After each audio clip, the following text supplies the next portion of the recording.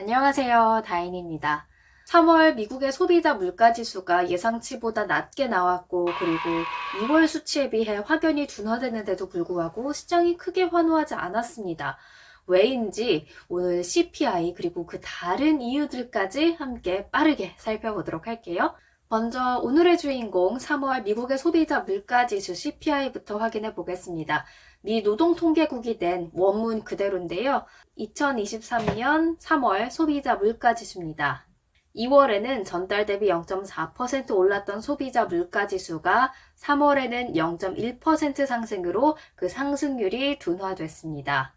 그리고 변동성이 큰 식품과 에너지를 제외한 근원 소비자 물가지수는요, 2월에 0.5% 전달 대비 상승이었는데 3월에는 전달 대비 0.4% 상승으로 이것도 소폭 줄었죠. 전년 동기 대비로는 어떻냐면요, 헤드라인 CPI, 식품과 에너지 가격 다 포함한 것, 그 CPI는 전년 동기 대비 5% 상승으로 나타났습니다. 이 5%는요, 2021년 5월 이후 가장 작은 상승폭이었다고 해요. 그리고 2월 수치가 6%였으니까 무려 1%포인트나 상승률이 둔화한 겁니다. 3월 근원 소비자 물가지수의 전년 동기 대비 상승률은 5.6%였는데요. 2월 수치가 5.5였어요. 그러니까 조금 0.1%포인트 올랐다고 보면 되겠네요. 이건 헤드라인 CPI의 전달 대비 상승률을 막대 그래프로 그려놓은 겁니다. 지난해 6월까지만 해도 1% 안팎의 전달 대비 상승률이 유지된 걸 볼 수가 있는데 7월부터 조금씩 잠잠해지는 거 보이시죠? 올해 들어서는 또 확연하게 이렇게 전달 대비 상승률이 둔화하고 있는 것을 알 수가 있는데 에너지 가격이 많이 떨어졌기 때문일 것 같아요. 조금 이따가 다시 확인해 보고요. 이거는 전년 동기 대비 상승률을 선 그래프로 그려놓은 겁니다. 이 파란색이 헤드라인 CPI고요. 이 자주색 선이 근원 CPI의 차트입니다. 그런데 보시면 특이한 게 하나가 있죠. 이전까지만 해도 CPI의 전년 동기 대비 상승률이 항상 더 높았는데 3월 들어서 이게 크로스가 됐습니다. 무슨 의미냐? 그만큼 이 CPI가 하락한 데는 식품 그리고 특히 에너지 가격 하락세가 뚜렷했기 때문이다 라는 것을 알 수가 있죠. 그러니까 식품, 에너지를 제외하고 나머지 서비스나 주거비 같은 것들은 크게 떨어지지 않았다. 아직 좀 전반적인 인플레이션 하락을 위해서는 시간이 좀 걸릴 것 같다라는 생각을 여기서부터 해볼 수가 있을 것 같아요. 그리고 이제 여기서 보고 싶은 거는 이렇게 품목별로 정리해 놓은 차트를 보고 싶은 건데요. 보시면 품목별로 전달 대비 상승률이 어떤지, 그리고 1년 전 대비 어떤지 나와 있습니다. 집에서 식사할 때 이렇게 드는 식료품 가격 비용, 전달 대비 0.3% 감소한 게 보이죠. 그리고 에너지 3.5% 감소했습니다. 1년 전에 비해서도 6.4%나 하락을 했죠. 그러니까 이 부분이 CPI 하락에 큰 영향을 끼쳤다고 볼 수가 있는 거고요. 또 한때 중고차 가격 너무 비싸졌다. 이게 인플레를 자극하고 있다. 이런 기사 보셨을 거예요. 그런데 여기 보시면요. Used cars and trucks 계속해서 전달 대비 하락세 이어가더니 3월에도 0.9%가량 하락했고요. 1년 전 대비로는 11.2%나 하락했습니다. 그러니까 이런 것들이 이제 CPI의 하락을 주도했다라고 보시면 될 것 같아요. 제가 전반적인 인플레이션 하락을 위해서는 아직 갈 길이 좀 남은 것 같다라고 말씀드렸잖아요. 그런데 이건 저만 하는 생각이 아니라 뉴욕 연방준비은행 연은의 설문조사 결과로도 나타났습니다. 그것도 함께 같이 볼 텐데요. 바로 이겁니다. 기대 인플레이션이라고 특정 시점 이후에 인플레이션이 물가 상승률이 어떨 것 같은지 뉴욕 연은이 설문조사를 매달 진행을 하고 있거든요. 그런데 자, 이게 3월 수치입니다. 1년 후 기대 인플레이션, 그러니까 1년 후의 인플레이션이 어느 정도일 것 같으세요? 라고 물었을 때 응답자들의 중간값이 4.7%였고요. 3년 후에는 2.8%, 5년 후에는 2.5%였습니다. 이게 무슨 뜻이냐? 1년 후에도 물가 상승률이 한 4% 후반대를 달리고 있을 것 같다라는 뜻이거든요. 3년, 5년 후에는 2%대로 내려오기는 하지만 생각보다 시간이 꽤 오래 걸릴 것으로 예상하고 있다는 뜻입니다.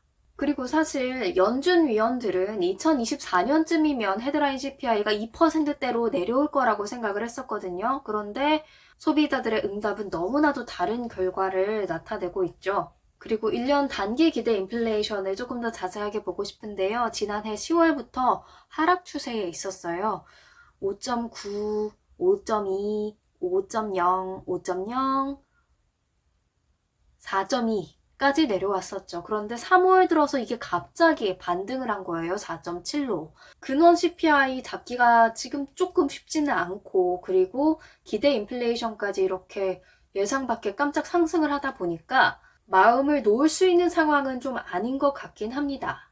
문제는 한 가지 더 있는데요. 최근 신용경색 하잖아요.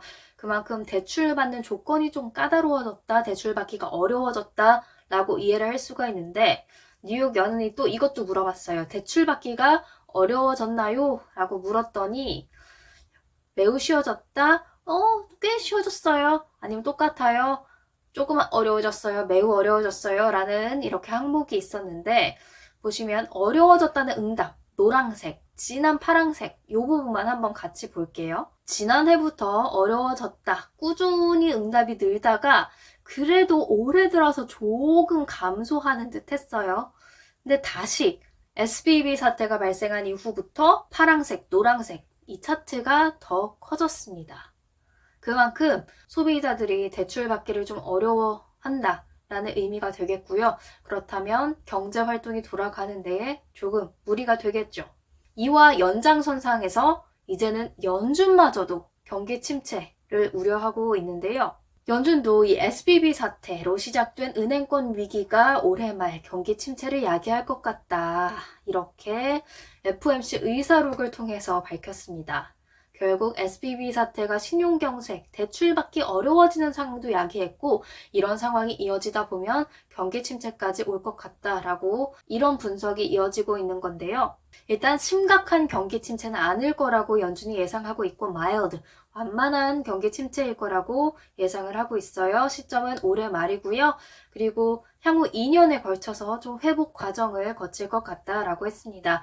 그러면서 문제는 올해 GDP 성장률, 미국의 GDP 성장률로 0.4%를 예상한 건데요. 최근에 IMF, 컨퍼런스 보드, OECD가 발표했던 미국의 경제 성장률 전망치 중에서 가장 낮았어요. 0.4는. 그리고 이렇게 0.4가 나오려면요. 2, 3, 4분기에 마이너스 성장률을 기록해야 할 가능성이 높아요. 그건 결국보다 경기 침체겠죠. 이 와중에 연준은 5월 FOMC에서 금리를 또 인상할까요? 안 할까요? 의견이 분분합니다. 전문가들 사이에서는 인상하면 안 된다. 그만해라. 많이 했다. 금융권 위기 어떻게 지나가는지 조금 시간을 두고 지켜본 다음에 해도 늦지 않다.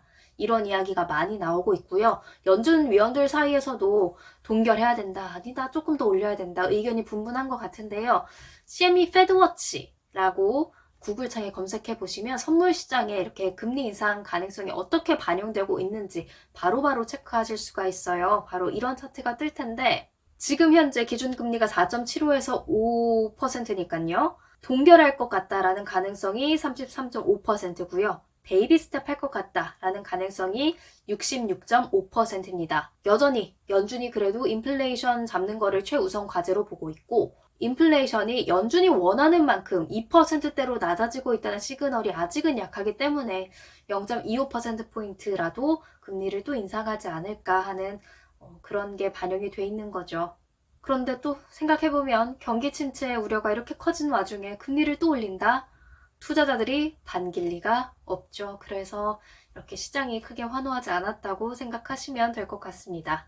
이렇게 해서 오늘 CPI부터 신용경색 관련된 이야기들, 경기 침체 이야기, 그리고 5월 금리 어떻게 될까까지 짤막하게 이야기해봤습니다. 도움이 되셨길 바라고요. 저는 또 다음에 인사드리도록 하겠습니다. 감사합니다.